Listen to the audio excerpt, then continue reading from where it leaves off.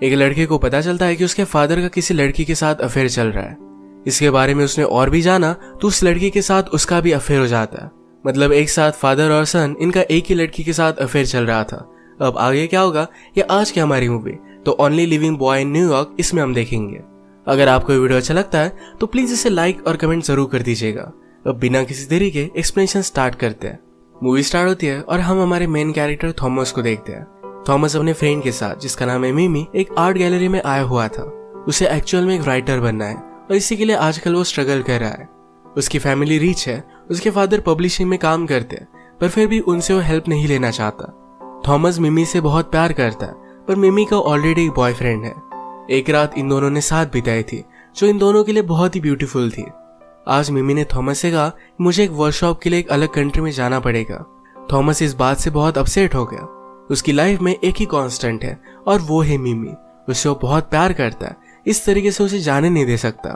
ये सारी बातें उसने उससे कही, पर मिमी कहती है कि हम दोनों में क्या है ये हमें अब तक पता नहीं है, मेरा बॉयफ्रेंड है। थॉमस मिमी से कहता है जो रात हमने साथ में बिताई थी वो बहुत ही स्पेशल थी, पर मिमी को ऐसा नहीं लगता। वो कहती कि उस रात हम ड्रंक थे, हमने ड्रग्स भी लिए थे। वो हमेशा थॉमस को इसी तरीके से ट्रीट करती है, कभी भी सीरियसली लेती नहीं। थॉमस उससे कहता है मुझे तुम्हारा सिर्फ फ्रेंड नहीं बनना है, उससे ज्यादा होना है, पर मिमी इस बात के लिए मना कर देती है।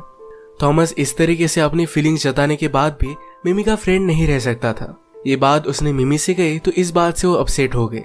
इसके बाद जब वो घर पर आया तो एक स्ट्रेंजर उससे बात करता है, कहता है कि तुम बहुत ही अपसेट लग रहे हो, क्या है लड़की का मामला है, उसका नाम क्या है।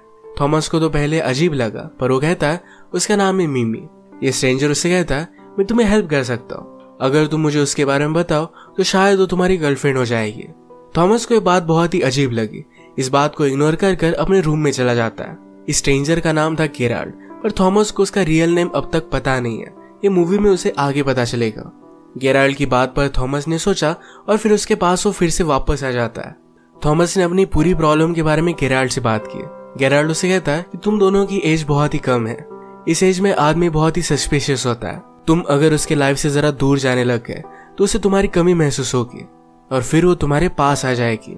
थॉमस को बात समझ में नहीं आती और इसको इग्नोर कर देता है। आज रात थॉमस अपने फैमिली के साथ डिनर कर रहा था क्योंकि उसकी मदर ने उसे इंसिस्ट किया था। उसकी मदर का नाम है जूडिथ। वो हमें जूडिथ के बारे में बताता है कि उसके लिए फैमिली बहुत ही इंपॉर्टेंट है। अगर फैमिली टूट गई तो बहुत ही ज्यादा बिखर जाएगी। जूडिथ को बहुत सारे मेंटल हेल्थ इश्यूज भी थे। थॉमस के फादर का नाम है ईथन। थॉमस इस तरीके से अकेला रहता है, उनसे कुछ भी सपोर्ट नहीं लेता। ये बात ईथन को अच्छी नहीं लगती। थॉमस भी अपने फादर ईथन को बहुत ज्यादा हेट करता है। एक रात जब थॉमस मिमी के साथ एक शो देखने के लिए गया हुआ था तब उसने अपने फादर ईथन को किसी और लड़की के साथ देखा। ये लड़की हमारी और एक मेन कैरेक्टर है और इसका नाम है जोएना। थॉमस इस बात से बहुत ज्यादा डिस्टर्ब हो गया। वो अपनी मदर के लिए वरी करता है, अगर मदर को पता चला तो बहुत ज्यादा हर्ट हो जाएगी। अगले दिन थॉमस ईथन के साथ लंच करता है। यहाँ पर उन्हें कन्फ्रंट करने वाला था पर कुछ भी बोल नहीं पाता। थॉमस ने राइटर बनने के लिए कॉलेज भी छोड़ दिया था। तो ईथन उसे कहता है कि एक करियर काउंसलर है, उससे तुम बात कर लो, तुम्हारे करियर के लिए बहुत ही अच्छा होगा। थॉमस फिगर आउट नहीं कर पाता कि ईथन ने ये सब किया क्यों होगा। रात में वो और गेराल्ड जब ड्रंक हो रहे थे तो गेराल्ड ने उसे पूछा तुम लाइफ से चाहते क्या हो। थॉमस को अब तक इस बात के बारे में कुछ भी पता नहीं है। वो राइटर तो बनना चाहता है, बचपन में उसने स्टोरीज भी लिखी थी। ये जब उसने ईथन को दिखाए तो ईथन ने उससे कहा कि ठीक ठाक है। इसमें उन्हें कुछ भी अलग नहीं लगा था, उन्होंने उसे इनकरेज नहीं किया था। जब ईथन यंग थे तो वो भी राइटर बनना चाहते थे, पर उनमें उतना ज्यादा टैलेंट नहीं था। इसी वजह से पब्लिशिंग की कंपनी उन्होंने खोल ली। इसमें वो सक्सेसफुल हो गए थे। नेक्स्ट सीन में हम देखते हैं कि थॉमस देखना चाहता था कि क्या ईथन जोएना से फिर से मिलता है। वो ईथन के ऑफिस के सामने नजर रखता है तो वहां से जोएना निकली तो उसका वो पीछा करने लग गया। एक दिन जोएना का पीछा करते करते थॉमस ने उसे रोक लिया। जोएना कहती कि मुझे पता है कि तुम कौन हो। वो फिर उसे लंच के लिए लेकर गए। थॉमस पूछता है कि तुम दोनों को एक साथ कितना टाइम हो गया। मेरे फादर मैरिड है, तुम दोनों में कुछ भी फ्यूचर नहीं है, वो कभी भी मेरी मदर को नहीं छोड़ेंगे। जोएना कहती कि तुम्हारी मदर और फादर की रिलेशनशिप के बारे में तुम्हें कुछ भी पता नहीं है। शायद तुम्हारी मदर तुम्हारे फादर से डिस्टिंक्ट है।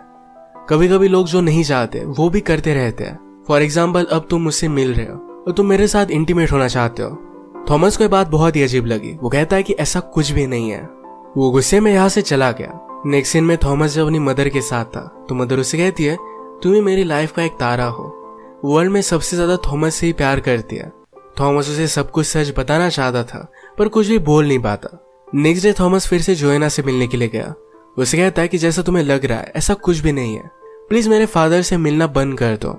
जोएना को किसी भी तरीके की कमिटमेंट अच्छी नहीं लगती है। इथन ने अभी अभी उससे कहा था कि उसे शादी करेगा, इस बात से वो डिस्टर्ब थी। जो भी कुछ चल रहा है इसके बारे में थॉमस गेराल्ड को बताता है। गेराल्ड ने उसे पूछा, क्या जोएना तुम्हें अच्छी लगती है? थॉमस पहले इस बात को मना करता है पर गेराल्ड के प्रेस करने के बाद थॉमस ने इस बात को एडमिट किया।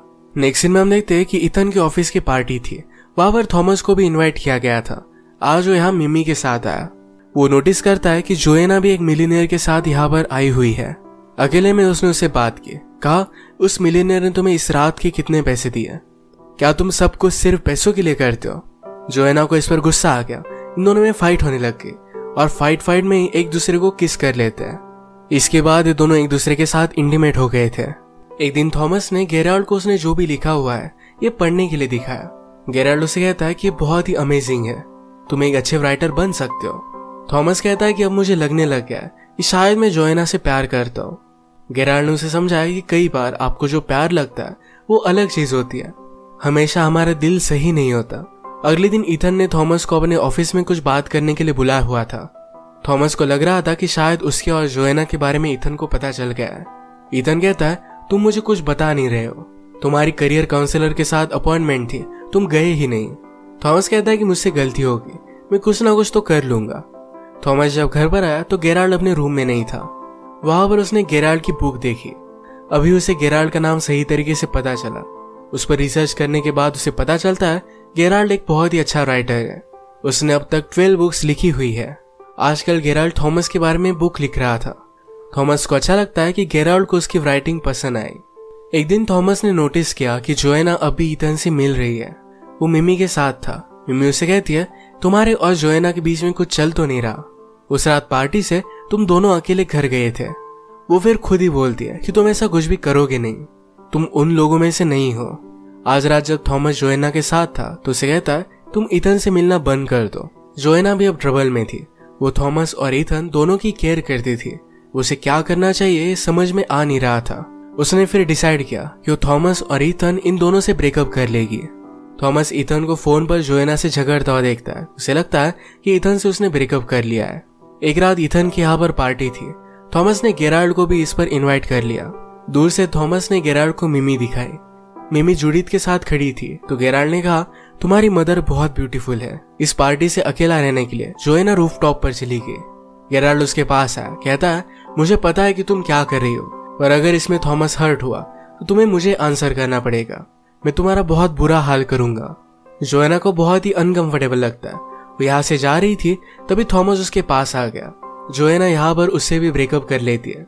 जोएना कहती है, तुम्हारे फादर ने मुझे प्रपोज किया, अब ये सब करना गलत होगा। इस बात से थॉमस गुस्सा हो गया।